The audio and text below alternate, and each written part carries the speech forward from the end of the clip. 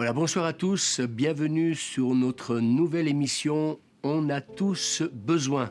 Ce soir, nous allons continuer sur le thème force ou faiblesse, comment envisageons-nous les échecs de la vie.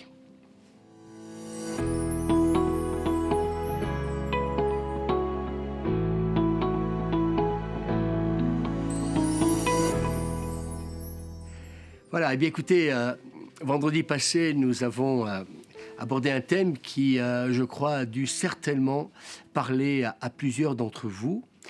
Et nous avons parlé donc de la peur, cette peur qui peut engendrer malheureusement des angoisses. On peut être tous tourmentés par la peur du succès et puis par celle de l'échec, tout à la fois. La peur du succès parce que, bien entendu, eh bien, quand une personne réussit, est-ce que cela va continuer ? Et puis aussi, quelqu'un qui se lance parfois, eh bien, que ce soit pour une entreprise ou peut-être bien d'autres choses, eh bien, cette peur aussi de ne pas y arriver. Un jour, un patient a dit à son médecin qu'il avait peur de la mort, et puis en même temps qu'il avait peur, de la vie. Oui, c'est vrai que parfois, eh bien, oui, on peut aussi avoir peur de la vie parce que on se rend compte que les difficultés de la vie, c'est pas toujours quelque chose de bien facile donc à vivre. Il y en a d'autres aussi qui ont peur de rester malades. Et puis cette peur aussi de guérir aussi, cela peut arriver. Et je m'explique dans le sens que, eh bien oui, je m'en suis sorti, j'avais le cancer, j'avais une maladie et pas sûr de m'en sortir. Et puis je m'en suis sorti, mais en même temps, cette peur aussi à nouveau, eh bien, d'affronter la vie. Et je me suis rendu compte, pour ma part, que parfois, quand certaines personnes passent par l'épreuve, par des moments difficiles, eh bien, voilà, comme on peut dire, j'ai tellement accumulé de difficultés, de maladies et le reste, on se retrouve presque sans force à vouloir donc continuer. Alors, quelqu'un a dit que la peur crée ce qu'elle craint. Et nous voyons un texte biblique qui parle par lui-même, et c'est Job, donc, qui en parle parfaitement, et c'est dans le livre de Job, au chapitre 3, verset 25, dans l'Ancien Testament, donc dans la Bible. Et Job va dire « Ce que je crains, c'est ce qui m'arrive. Ce que je redoute, c'est ce qui m'atteint. Parce que ce que je craignais le plus m'est arrivé, et ce que j'appréhendais m'est survenu. Ce que je crains, c'est ce qui m'arrive. » Et je voudrais dire ce soir à beaucoup d'entre vous, eh bien oui, faisons attention d'appréhender les choses de la vie. Parce que ce texte est là pour nous dire, en fin de compte, eh bien plus on redoute, plus on craint, et plus il risque de nous arriver quelque chose. Alors, on constate parfois que aussi, dans un autre domaine, eh bien, on peut rencontrer des personnes qui, à cause du trac, cette peur du trac, vont les faire donc bafouiller. Et ça, c'est quelque chose que, eh bien, nous pouvons aussi constater. La peur aussi, quelque part, de ressembler à son père ou à sa mère. Et puis, j'ai presque envie de vous dire que cette peur nous amène encore davantage à plus leur ressembler. On dit toujours tel père, tel fils. La peur aussi de ne pas aussi tenir ses résolutions, eh bien, peut aussi nous empêcher aussi de les prendre. Parce que d'une certaine manière, se dire, hier, j'ai pris certaines résolutions, puis en fin de compte, eh bien, je me rends compte que je n'y arrive pas. Et nous voyons toujours ici dans la Bible, dans l'Ancien Testament, c'est Job qui dira au chapitre 22, verset 28, « À tes résolutions répondra le succès, sur tes sentiers brillera la lumière. » Alors oui, peur de prendre des résolutions, de peur de ne pas les tenir, oui, c'est vrai, on peut comprendre. Mais en même temps aussi, j'ai aussi envie de dire à celles et ceux qui m'écoutent ce soir, eh bien, que prendre des résolutions, ça peut aussi nous aider pour un nouveau départ. Et peut-être que ces émissions, je l'espère de tout mon cœur, vont vous aider peut-être pour un nouveau départ. La peur aussi, peut-être, de perdre la tête, ça peut rendre nerveux, si nerveux que même peut-être, eh bien, votre entourage va vous prédire, la folie. cette peur de craquer. Et combien de fois je l'entends? Est-ce que je vais tenir alors que je n'en peux plus à cause de cette situation? La peur aussi de décevoir son fiancé peut faire perdre à une jeune fille son naturel. Et malheureusement, cela va la conduire à le décevoir encore davantage. La peur aussi de ne pas être aimé, fausse l'attitude d'une femme, en sorte que son mari se lasse et va même se détacher d'elle. Et vice-versa. La peur aussi de ne plus ou de ne pas être assez jolie, quelque part, va peut-être malheureusement des fois pousser une personne à s'enlaidir. Parce que justement, cette peur qui est là, qui tenaille peut-être cette femme, ou même voir cet homme, va l'amener, à un laisser-aller. La peur aussi de maigrir aussi peut empêcher d'atteindre un poids normal. La peur aussi de perdre la confiance de sa femme, qui peut rendre un homme dissimulateur, de sorte cela va susciter, sa méfiance. Et puis, quelqu'un a dit que la peur de vieillir vieillit. Et je crois que c'est juste. La peur aussi de la souffrance, quelque part, va conduire à 1000 erreurs qui vont entraîner 1000 souffrances. La peur aussi de manquer d'argent, peut pousser donc à faire des spéculations où le peu qu'on a, malheureusement, on risque de le perdre. J'ai connu une personne qui, peut-être, est-ce que c'est certainement dû à la guerre? Cette personne, des fois, on peut dire de certaines personnes qu'elles sont radines. Écoutez, j'ai compris un peu peut-être la cause. La cause, c'est quand on a manqué. Même si peut-être, il y a plus ce manque, malheureusement, cela peut pousser une personne à toujours vouloir garder ce qu'elle a, parce que la peur un jour donc de manquer. La peur aussi de ne pas obtenir de place peut inciter un garçon aussi à changer de carrière, en sorte qu'en définitive, il ne va en trouver aucune. La peur aussi de ne pas pouvoir se marier, à cause peut-être d'une situation financière donc insuffisante. Et je crois que c'est important. Et ça peut même priver aussi quelqu'un, des fois aussi, quelques peurs aussi qui peuvent aussi surgir. Cela peut priver aussi quelqu'un, de pouvoir réussir au niveau aussi professionnel. La peur aussi de ne pas avoir à aimer, qui pousse à entretenir des relations factices où l'amour véritable ne peut pas fleurir. Et là aussi, j'ai constaté cela en tant que pasteur. Cette peur, de ne pas pouvoir aimer dans la continuité. Je me suis rendu compte aussi qu'un jour, une femme a pu dire que, la mort lui faisait peur. Mais, en fin de compte, sa plus grande peur, c'était que, en fin de compte, avant de mourir, c'est de ne pas, arriver à accomplir, ce qui lui tenait, le plus à cœur. Et malheureusement, parce qu'elle avait peur de ne pas arriver à accomplir ce qui lui tenait à cœur, malheureusement, cela l'a amené, à l'inaction. La vérité aussi, c'est que l'on cache plus facilement sa peur à autrui, comme à soi-même, que quand on veut paraître fort. Et là, j'ai presque envie de dire ce soir, écoutez, ne jouons pas trop au fort, parce que c'est vrai que quelque part, parfois on peut cacher donc sa faiblesse, de peur de paraître justement faible aux yeux des autres, alors que je crois que nous avons besoin de comprendre un principe dans la vie. C'est rester soi-même et puis reconnaître que parfois on a besoin d'aide.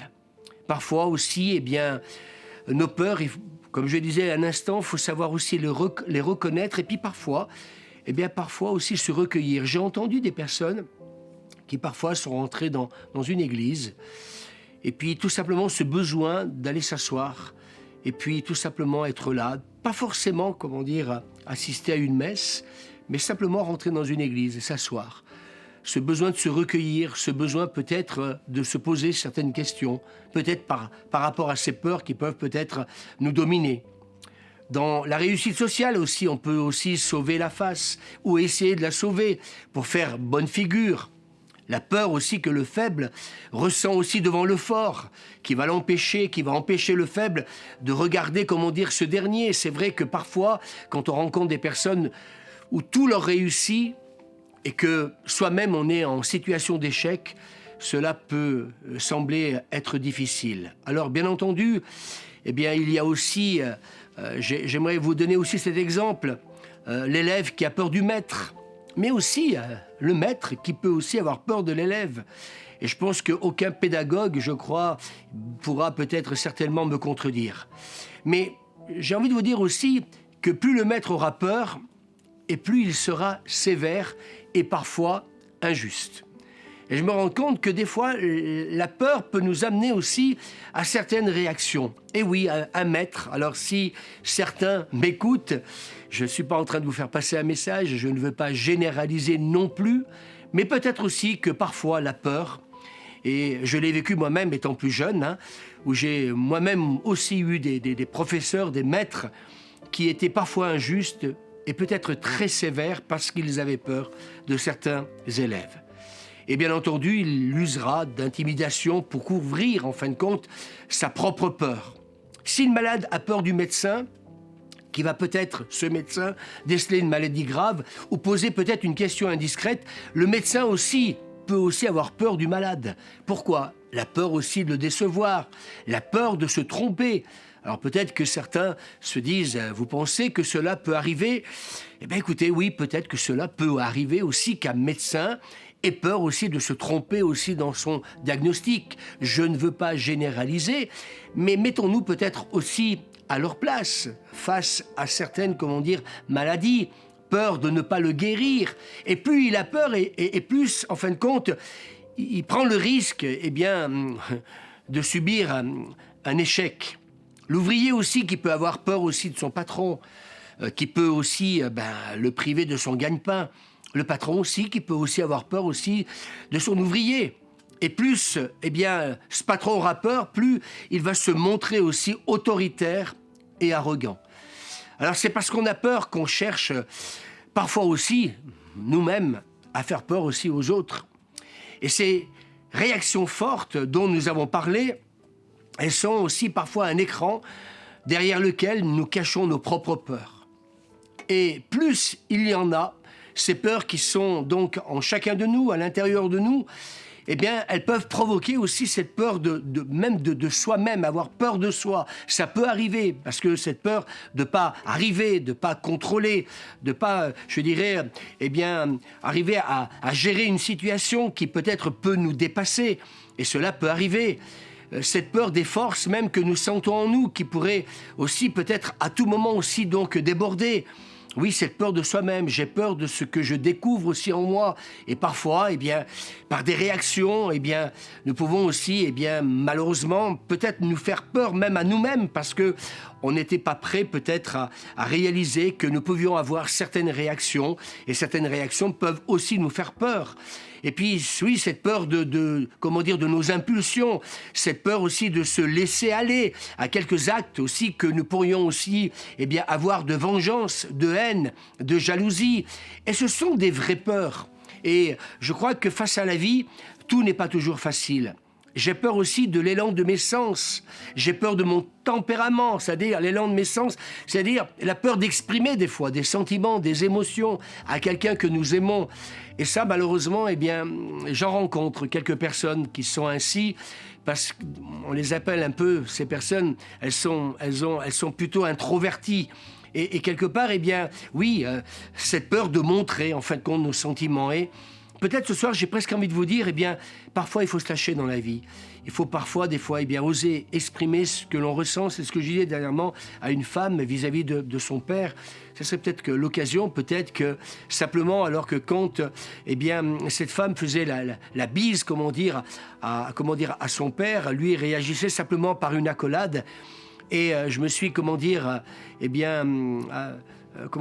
suis arrivé à un moment où j'ai dit à cette femme, écoute, pourquoi pas l'exprimer, pourquoi pas lui dire, justement, que tu as besoin peut-être que lui aussi exprime davantage ses sentiments envers toi. Oui, peur de notre sensibilité, peur de nos sentiments, J'ai peur de me reposer parce que j'ai peur aussi de mes rêves nocturnes. Et j'ai entendu ça parfois, que certains ont peur quand ils vont se coucher de ces rêves nocturnes. Et il y en a peut-être bien plus souvent qu'on peut le penser et imaginer. J'ai peur aussi, un jour quelqu'un me disait de m'attacher à quelqu'un de marié. Et comme conséquence, eh bien, un amour coupable. Et cela peut aussi arriver. Et nous croyons aussi que ces peurs-là, eh bien, quelque part, malheureusement, eh bien, peuvent avoir un effet néfaste. Et quelque part, eh bien, moi, je voudrais exhorter peut-être justement, eh bien, à consulter et à parler avec quelqu'un qui sera d'une grande écoute. Alors, bien sûr, nous connaissons certains de nos défauts. Et puis, peut-être, à cause de ces défauts, eh bien, malheureusement, eh bien, nous n'avons pas toujours été dans la victoire. Et des fois, on aimerait être victorieux sur certaines faiblesses. Mais en dépit de tous nos efforts et de toutes nos résolutions, eh bien oui, parfois, eh bien, cela a été des victoires passagères, malheureusement incomplètes. Et puis parfois, eh bien, ces victoires passagères n'ont pas duré. Alors malheureusement, cela peut aussi miner notre confiance en nous-mêmes. Et quand on perd confiance en nous-mêmes, eh bien, cela va davantage révéler, comment dire, nos réactions faibles. C'est pour cette raison que je crois, eh bien, que la confession est indispensable pour toute libération. Et c'est pour cela que nous voulons faire ces émissions. Parce que ce que nous voudrions, en fin de compte, eh bien, c'est garder un lien avec vous. Et ce lien, peut-être, vous permettra peut-être de venir nous trouver, peut-être soit dans notre église, soit peut-être un appel téléphonique, peut-être nous écrire aussi par le biais de notre site. Mais j'aimerais vous dire que ces émissions ont un but, réellement vous aider. C'est pour ça que nous pensons véritablement que la confession est indispensable à toute libération. Et en tant que pasteur, je peux vraiment témoigner que des personnes qui sont venues me voir ou peut-être un jour elles ont été consulter un psychologue, eh bien, simplement le fait de parler de leur peur, de parler de leur mal-être, leur a fait un grand bien. Alors, bien entendu, donc venir en parler pour traiter la cause. Et c'est pour cette raison-là que peut-être je m'adresse à vous ce soir.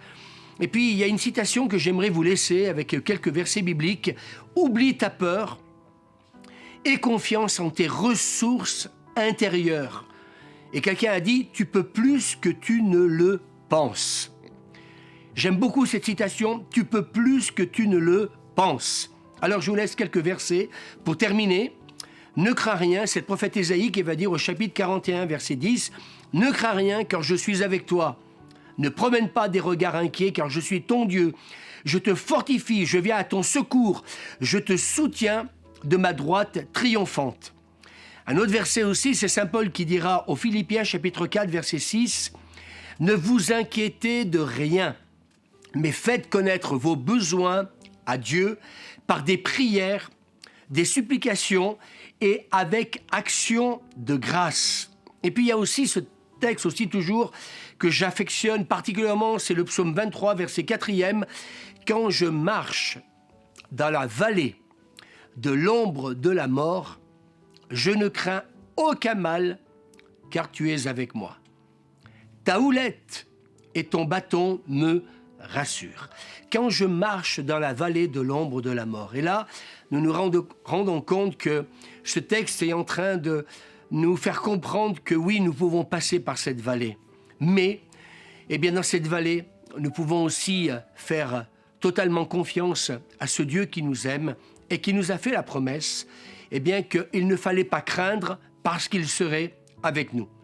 Il y a aussi ce psaume 34, toujours dans l'Ancien Testament, au verset 5, qui dit « J'ai cherché l'Éternel et il m'a répondu. » Et par rapport, eh bien, à ces peurs que j'ai donc abordées, eh bien, la réponse, où peut-elle se trouver? Eh bien, écoutez, elle peut se trouver aussi dans la Bible, mais aussi en consultant.